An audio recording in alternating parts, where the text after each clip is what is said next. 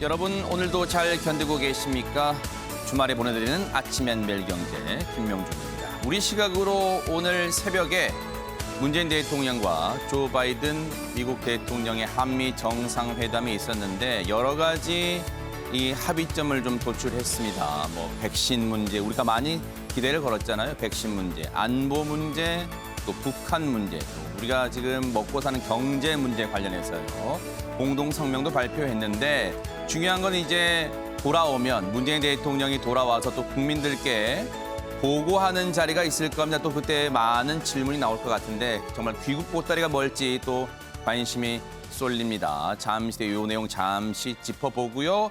자, 오늘 아침엔 멜경제 함께해 주실 네 분을 소개해드리겠습니다. 최민희 전 국회의원, 유용화 한국외국어대학교 초빙교수, 정미경 전 국회의원, 그리고 문인철 시사평론가 이렇게 네 분과 함께하겠습니다. 어서 오십시오. 자, 앞서 말씀드린 것처럼요. 오늘 새벽에 문재인 대통령과 조 바이든 미국 대통령의 정상회담 이후에 공동 기자회견이 있었습니다. 그 내용 들어보시고 먼저 이어가 보도록 하겠습니다. My team consulted closely with President Moon's team throughout the process of our DPRK review, and we both are deeply concerned about the situation. Our two nations also share a willingness to engage diplomatically with the DPRK to take pragmatic steps that will reduce tensions as we move toward our ultimate goal of denuclearization of the Korean Peninsula. 또한 기쁜 마음으로 미사일 지침 종료 사실을 전합니다. 바이든 행정부 출범 초기 한미 방위비 협정 타결과 더불어 한미 동맹의 굳건함을 대외적으로 과시하는 상징적이고 실질적인 조치입니다. 당면 과제인 코로나 극복을 위해 힘을 모을 것입니다. 미국의 선진 기술과 한국의 생산 역량을 결합한 한미 백신 글로벌 포괄적 파트너십을 구축하기로 했습니다. 자, 여러 가지 얘기가 있었습니다만 의미 있는 점을 좀 짚어본다면 그동안 미국이 우리 대한민국에 갖고 있던 미사일 지침을 종료하기로 했습니다. 그래서 이른바 우리의 미사일 주권을 이제 되찾았다. 그런 안보 면에서는 의미가 있겠고요. 그리고 북한 문제 관련해서는 우선 미북 대화, 북미 대화가 우선은 아니지만 그래도 우리의 4.27 판문점 공동성명의 정신을 존중하겠다는 점에서 양국은 또 합의를 했습니다. 그리고 백신 문제 관련해서는요, 한국에서 이 생산력 있는 이 능력 있는 업체를 통해서 대량 생산 가능한 길을 열겠다. 아무래도 모더나가 조만간 이 국내에서 위탁 생산을 통해서 대량 생산되지 않을까 아마 그 길도 열릴 것 같습니다. 더 자세한 소식은요. MBN의 정통 종합뉴스에서 오늘 밤 더 자세히 분석을 해드리도록 하겠습니다. 자, 오늘 조간에 실린 내용 이제 본격적으로 얘기를 나눠볼까 합니다. 한국일보 8면 보니까요. 이런 얘기가 있습니다. 화이자 2회 접종 완료한 20대 남성이 확진 판정받았습니다. 여러분들 이 내용 들으시면 백신을 맞았는데도 확진돼? 코로나에 확진돼? 이거 어떻게 된 일이야? 그러실 거예요. 그게 국내 첫 돌파 감염 확인됐답니다. 돌파 감염 좀 생경한 단어인데요. 어떤 뜻이냐? 접종 후에 백신을 접종 후에 면역이 형성된 2주가 지났는데도 코로나에 감염되는 걸 돌파 감염이라고 한답니다. 근데 이게 국내에서 첫 확인된 거예요. 그간 외국에서는 이런 돌파 감염 사례가 종종 있어 왔는데 국내에서 지금 돌파 감염 확인된 게 첫 사례랍니다. 20대 의료진 2차 접종 2주 후 확진됐습니다. 접종 전보다 중증, 전염력은 낮다. 돌파 감염은 앞서 말씀드린 것처럼 백신을 2차례 다 맞고 2주가 지났는데도 이 코로나에 감염된 걸 얘기한다 그랬잖아요. 그런데 그게 백신을 맞았기 때문에 그나마 백신을 아예 안 맞았을 때보다는 접종 전보다 중증, 코로나로 인한 중증과 또 전염력은 낮다는 게 대체적인 전문가들의 분석입니다. 이런 가운데 앞서 말씀드렸죠. 식약처가요. 모더나가 이제 모더나 백신을 수입 품목 허가 냈습니다. 그렇게 되면 이제 국내에서는 4번째 백신이 되는데 화이자, 아스트라제네카, 얀센 그리고 모더나까지 4번째 품목 허가가 됩니다. 올 연말까지 4천만 회분을 도입을 목표로 하고 있습니다. 자, 이런 가운데 하나 더 볼게요. 관련 기사 하나 더 보고 질문을 좀 드려보도록 하겠습니다. 조선일보 8면 보니까요. 어제 이제 그런 정부 방침 나왔습니다만 5인 이상 집합 금지 5개월인데 지금요. 국민들의 인내심 바닥 보이고 있다. 늘어나는 방역 위반 사례가 한두 건이 아니랍니다. 여기저기서 지금 방역 위반 사례가 나오고 있는데 반복된 연장 조치의 피로감이다. 어떤 사례가 있느냐? 호텔방을 2개를 잡고 일단 들어갈 때는 방역 수칙을 어기지 않는 것처럼 보이다가 방을 2개 잡은 다음에는 한 방에 다 모여서 술을 마시거나 논답니다. 한강공원에서 또 사무실에서 2차 모임한 사례도 지금 계속해 들리고 있다고 하고요. 국민 피로감이 넘어 분노 수준이다. 백신 확보 실패가 증폭시키고 있다. 이런 지적과 이 분노도 나오고 있다고 합니다. 자, 앞서 돌파 감염 사례 관련해서 일단 방역당국 얘기 들어보시고 이어가 보도록 하겠습니다. 국내에서 접종한 사례들 중에서 돌파 감염의 정의에 해당되는 사례는 현재까지 저희들이 이제 모니터링한 결과는 한 건이 확인되어 있습니다. 접종 2회 접종하고 난 다음에 14일 이후 경과되고 노출 시점도 14일이 넘은 케이스에서 확진 사례가 한 건은 확인됐고요. 돌파 감염이 지속적으로 나타날 거고 그럼에도 불구하고 중증도라든지 2차 전파에 미치는 영향이 다를 수도 있다라는 연구 결과가 있기 때문에 이러한 부분들에 대해서 저희들이 계속 모니터링할 예정에 있습니다. 이 가운데 눈에 띄는 사진 하나만 짚어보고 우리 유영환 교수님께 질문 드려볼게요. 저쪽 오른쪽 끝으로 가보겠습니다. 사진이 하나 눈에 띄길래 가봤더니요. 무슨 배지가 있습니다. 배지를 달아주는 모습인데 뭔가 봤더니 백신 안심 배지랍니다. 어제 서울 성동구청에서요.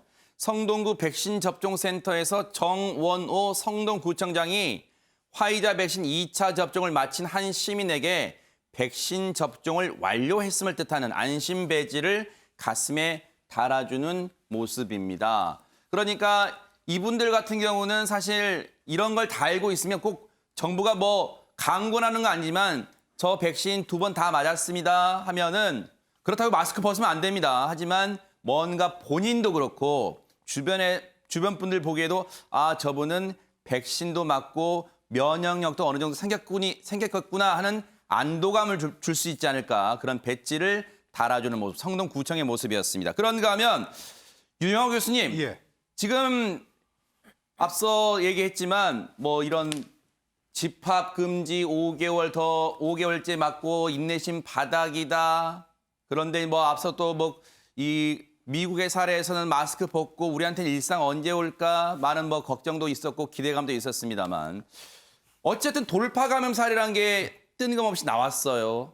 그런 사례를 본다면 이 백신을 맞고도 제일 중요한 건 방역 수칙은 당분간은 유지가 돼야겠다 이런 생각도 해봅니다. 그렇죠. 그 아주 일반적인 사례는 아닌 것이죠. 그렇죠. 지금 뭐 네. 변이 바이러스 문제도 나오는 것이고 지금 이게 팬데믹이기 때문에 지금 지금 화이자나 모더나나 아스트라제네카에서 이제 실험에 성공했던 백신이라는 것은 좀 일반적일 경우에 변이 바이러스 이전에 이제 한 백신 개발이잖아요. 그러니까 변이 바이러스가 있을 때 또 다른 문제가 생길 수밖에 없는 것이죠. 결국 저것은 이제 방역 당국이라든가 저건 우리나라 혼자서 아마 대처가 안 될 거예요. 그러겠네요. 전 세계적으로 이런 부분들에 나오는 부분을 또 연구해서 네. 또 새로운 백신을 만들어내고 업그레이드 시키고 이런 부분들이 진행이 되겠죠.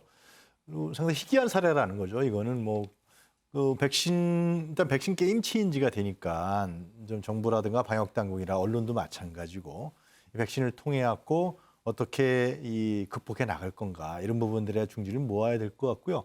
다른 역으로 말씀드리면 백신을 안 맞는 경우와 백신을 맞는 경우와 코로나19에 대해서 이기고 극복하는 확률이 얼마나 될까요? 굉장히 크겠죠. 그러겠네요. 굉장히 큰 것입니다. 네. 그렇기 때문에 예를 들면 저는 이상 반응이라든가 이런 부분이 나오는 사례에서 불안해할 수도 있지만 국민들이 맞음으로 인해서 코로나19를 극복하는 확률이 훨씬 더 높고 그렇죠. 제너럴하다, 보편적이다. 이득이 더 많을 것 같다는 그럼요, 생각도 훨씬 많죠. 들어요. 그리고 네. 일반적인 것이고 네. 이것은 우리나라뿐만 아니라 외국에서도 다 증명된 사례들이고 특히 미국 같은 경우는 엄청나게 지금 진전되고 있는 거 그렇죠. 아니에요? 마스크 벗는 게 백신의 힘이라는 뭐 분석 많잖아요. 그럼요. 네. 예. 그러나 이제 말씀하신 대로 앵커께서 지적하신 대로 조심해야 되고 뭐 실내에서 마스크를 꼭 잘 될 경우에 그렇죠. 네. 쓰고 방역 당국이 계속해서 지침을 낼 테니까요. 거의 협력해서 나가면은 백신을 극복할 수 있는 그러한 환경이 금방 오지 않겠냐. 저는 그렇게 믿습니다. 네.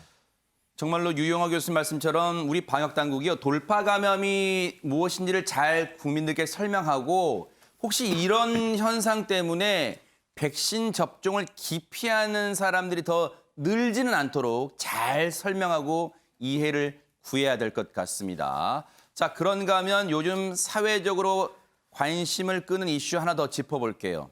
코인 문제 얘기 안 할 수가 없습니다. 중앙 3면 보니까요. 머스크 입방정이에요. 코인 가격이 지금 요동친답니다. 투자자들은 그 입 좀 다물라. 무슨 영화 대사 같기도 하고요. 이딴 트윗 말 바꾸기로 시장 교란됐고요. 비트코인 이어서 도지코인도 흔들었습니다. 사기꾼이다. 이거 일론 머스크를 해임시켜라. 테슬라에서요. 비난 빗발치고 있습니다. 관련 기사 하나 더 볼게요.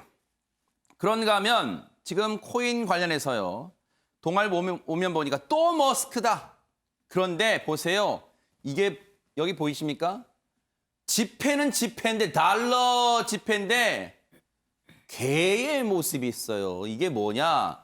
도지코인의 마스코트인 시바견과 미국 돈 1달러 지폐를 합성한 이미지.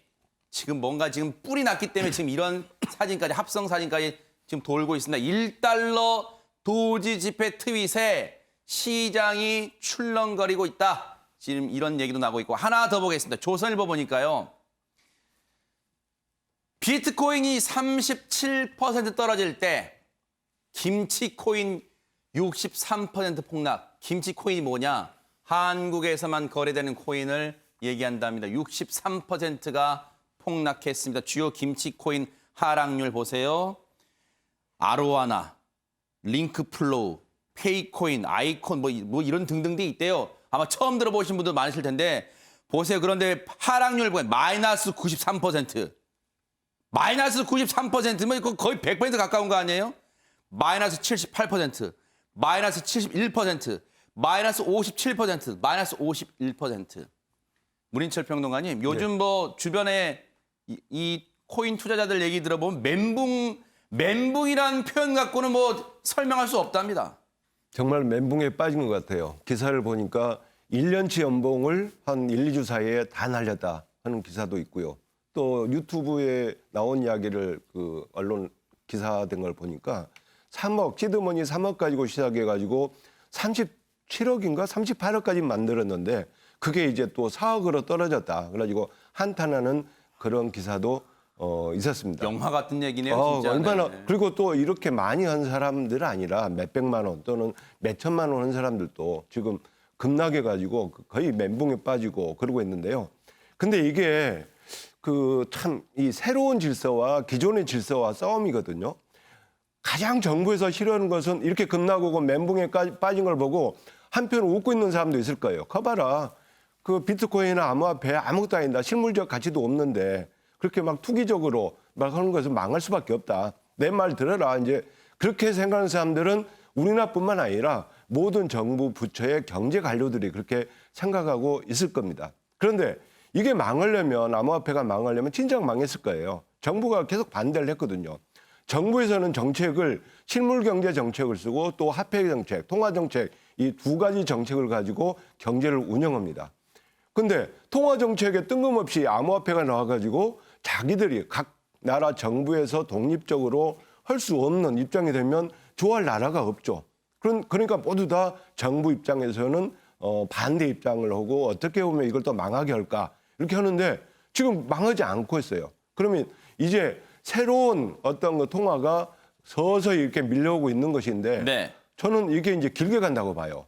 지금 김치 코인 뭐 63%, 90%가 폭락했는데 그 전에 막 200% 올랐다가 이제 폭락한 것인데 이게 이제 단타 위주로 오는 사람들 거예요. 그래서 조금 자격 있는 코인, 조금 국제적으로 인정받은 코인을 그 장기적으로 보고 보면은 낫지 않을까. 우리가 일반 주식 시장에서도 그 단타로 오는 사람들이 용돈은 벌지만 큰 돈을 벌었다는 그런 것은 못 들어봤거든요. 사례들은. 그래서 암호화폐도 조금 장기적인 전망을 가지고 빚내서 하지 말고 네. 또 신용대출 하지 말고 자기가 감당할 수 있는 것으로 오면은 언젠가 빚을 받을 것이다. 만약 이게 어느 순간 망해버린다면 제 말이 정말 잘못된다면 다 망하겠지만 저는 이 흐름은 흘러갈 걸로 보거든요. 네. 그래서 조금 조바심을 갖지 말고 네. 좀 장기적으로 투자를 해달라는 말씀을 드리고 싶습니다. 지금 코인 투자해가지고 많은 손실을 보신 분들 입장에서는 문인철 평론가님이 저 말이 위로가 안 될 수도 있겠습니다만 어쨌든 코인 시장이 어떻게 좀 재편이 돼갈지 한번 어쨌든 지켜봐야겠습니다. 왜냐하면 지금 상황에서는 코인 투자자들이 할 수 있는 상황이 아무것도 없으니까 일단 재편이 어떻게 되는지 한번 지켜봐야겠습니다.